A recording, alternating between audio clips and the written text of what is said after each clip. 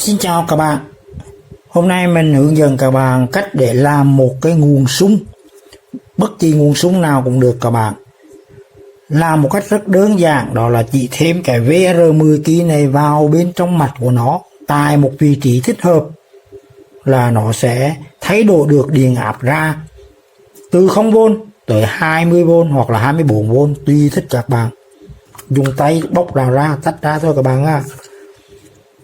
Rồi đã ra được rồi, bây giờ chúng ta sẽ quan sát cái bo mạch bên trong bằng cách là cho nó ra hẳn đây các bạn ha. Ra hẳn rồi các bạn nha. Thoạt tiên chúng ta nhìn là bo mạch này có một cái kết cấu rất là vững chắc, rất là bền, an toàn, và mình cảm nhận ban đầu là nó rất là tốt các bạn ơi. Cục nguồn này làm rất là tốt bởi vì nó có dạng những cái kéo trắng này là chống rung động, chống va đập, và nó tăng độ bền, tăng tuổi thọ cho cái bo mạch. Nhìn qua là biết là đây là loại tốt rồi các bạn. Và chúng ta có thể tận dụng cái này để làm cái nguồn ra bao nhiêu vôn cũng được các bạn nha. Chỉ cần gắn cái VR nào VR10 kg này vào vị trí thích hợp mà thôi. Rồi chúng ta sẽ tiếp tục theo dõi các bạn ơi. Tiếp tục các bạn ơi, sau khi mà tháo ra rồi, mình đã thấy hai sợi dây nguồn điện 220V AC ra khỏi vị trí này để cắm vào đây cho nó đơn giản các bạn, để thao tác cho nó nhanh hơn nha. Và cái vị trí mà điện 12V DC ra của nó là cái rắc này, mình cũng tháo bỏ và lắp vào cái đuôi cắm này để thực hiện cái đồng hồ đo. Cái đồng hồ này các bạn, mình sẽ gắn vào đây cho nó đo thuận tiện hơn. Tất cả những thao tác này chỉ là đơn giản làm cho nó dễ quay video thôi các bạn nha, không quan trọng lắm, và các bạn không cần làm cũng được, tùy mọi người nha. Và mục tiêu chúng ta sẽ gắn cái VR10 kΩ này vào vị trí thích hợp. Vị trí thích hợp mình nhắc lại đó là chân số 1 và chân số 3 của VR này gắn vào âm và dương của tù lọc nguồn 470V 25V này. Hai cái tù này mắc song song cho nên các bạn mắc ở đâu cũng được các bạn nha, bên tù nào cũng được hết. Mình nhắc lại, chân số 1 và chân số 3 của VR này gắn vào chân âm và dương của tù điện lọc nguồn 470V 25V này các bạn. Còn chân số 2, chân số 2 đây các bạn, mình đang nổ sợi dây màu đen này nhá. Chân số 2 là chân giữa.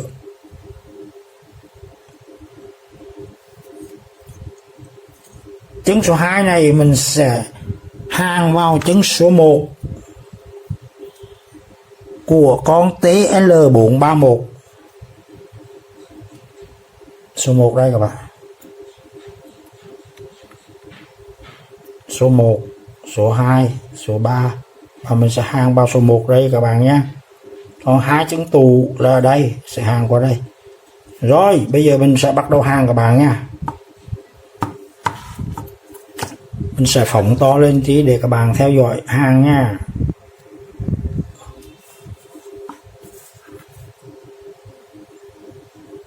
Tư thế hàn là như thế này các bạn.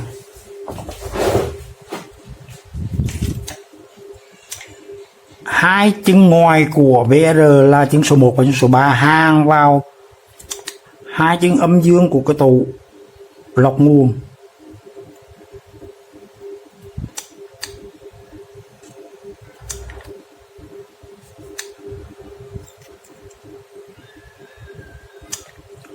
Rồi hai chân ngoài mình đã hàn xong các bạn ha.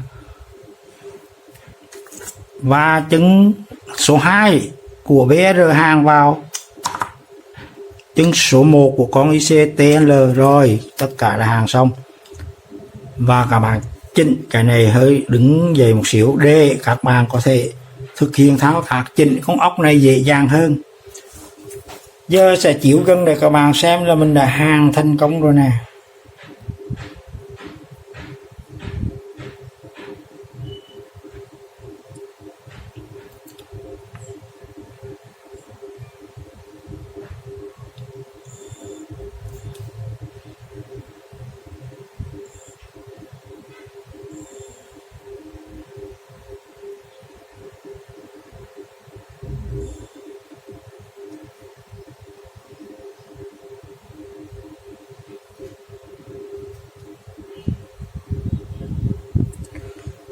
Và thế là tư thế bắt đầu chuẩn bị cắm điện thử và thụ hưởng thành quả.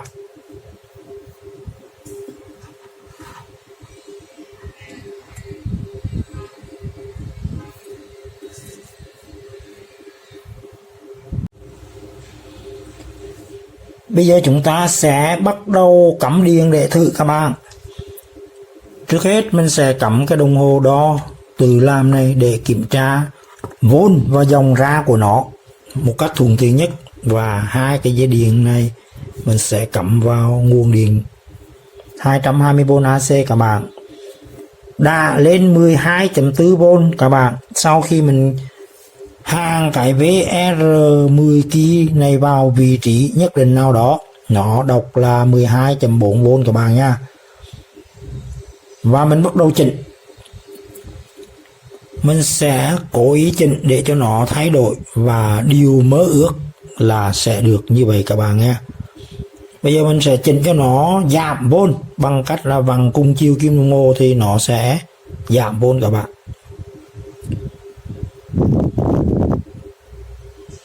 Các bạn hãy chỉnh vào cái con ốc này các bạn nhé. Dùng cái đầu vịt lép mỏng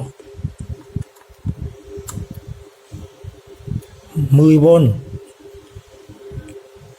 Đang là 9V các bạn, 8V rồi các bạn.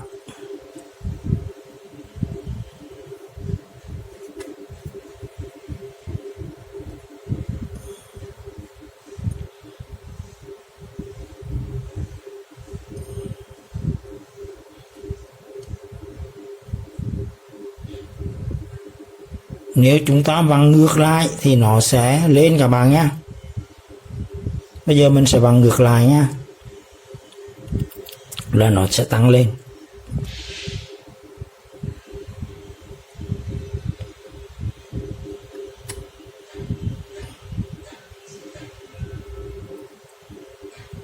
Bây giờ niềm mơ ước là nó sẽ vượt lên 12V các bạn nhé.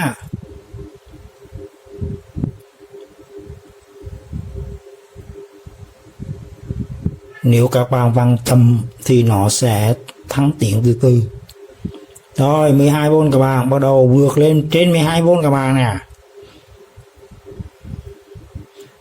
13V rồi.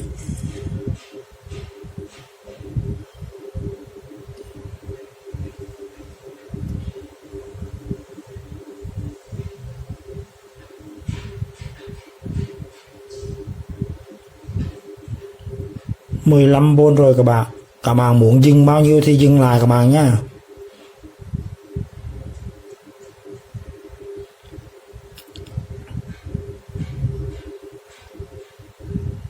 Rồi, điều mơ ước là 20V rồi các bạn.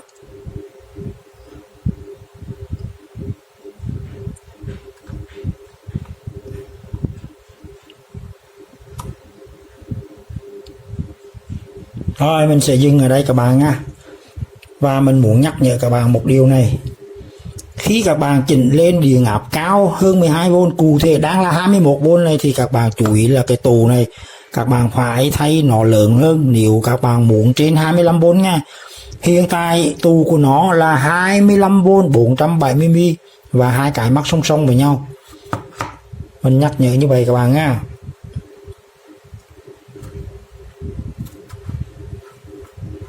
Rồi bây giờ sau khi cắm vào là nó luôn ổn áp các bạn á. Dù là mình vặn ở đâu thì mặt này nó vẫn là ổn định, không có thay đổi vôn các bạn. Bây giờ để chứng minh là nó lên cao thì nó có dùng được cái gì không, mình sẽ thắp sáng đèn led này các bạn ơi. Mình sẽ có hai dải đèn led này, mỗi dải là 12V. Bây giờ mình hiện tại mình đang mắc nối tiếp để cho nó khả năng chịu đựng tối đa là 24V và mình sẽ sắp sáng ở mức 21 này các bạn. Ở đằng sau này có cái rắc và mình đã chế sẵn cái đồng hồ này rất là tiện lợi đó các bạn. Bây giờ chỉ việc kẹp vào âm dương đúng của nó thì nó sẽ cấp nguồn mà thôi. Sáng rồi các bạn ơi, sáng rất đẹp luôn các bạn.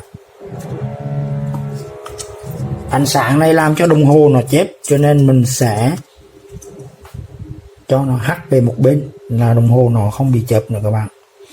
Dòng tiêu thụ của hai cái này là 0,32A.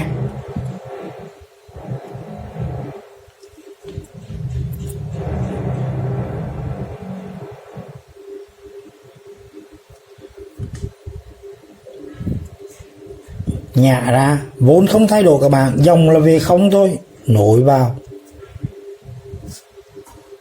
Rất là chuẩn các bạn nha, vốn cũng không thay đổi. Rất tốt các bạn. Bây giờ mình sẽ cho nó xuống, giảm điện xuống, và mình sẽ cung cấp hai cái đèn led này mắc song song các bạn ha, thử xem sao. Rồi, bây giờ muốn xuống thì đơn giản thôi các bạn ha. Giờ muốn xuống thì các bạn vặn ngược lại.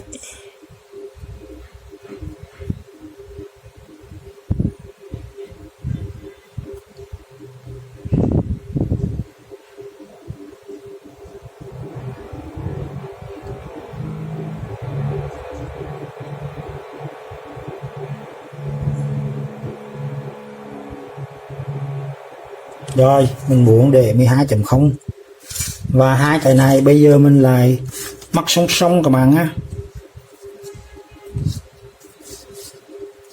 Đỏ vào đỏ, đen vào đen.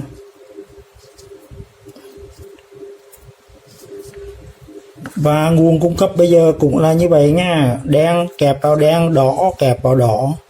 Rất sáng các bạn ơi, sáng rực rỡ luôn, quá sáng luôn. Dòng tiêu thụ bây giờ rất là lớn các bạn, 0,94, dòng tiêu thụ lớn quá, rất lớn các bạn ơi.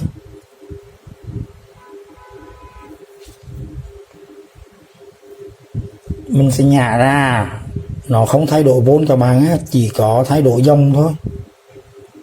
Rất là mạnh luôn bạn ơi, thoải mái quá.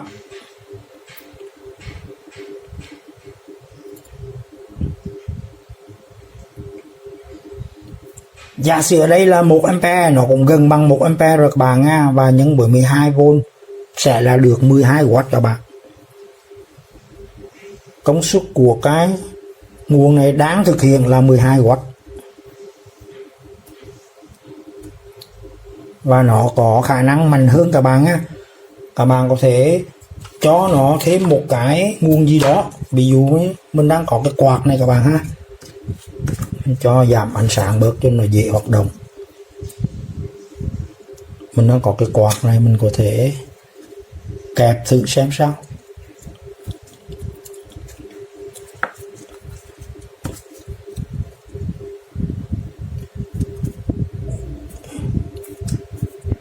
Vừa chạy đèn vừa chạy quạt xem sao các bạn nha. Rồi, rất mạnh các bạn, vốn không thay đổi mà dòng bây giờ là vượt lên 1.29A.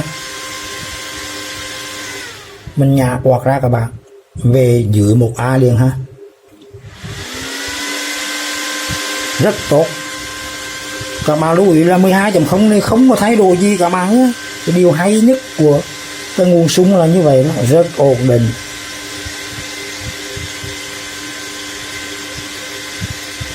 Và các bạn bây giờ muốn dưới 9V, 6V thì các bạn cứ vặn cho nó xuống thôi. Rất đơn giản các bạn ơi. Rồi, vậy là mình xin dừng video tại đây các bạn. Chúc các bạn làm thành công nha, và hẹn gặp lại.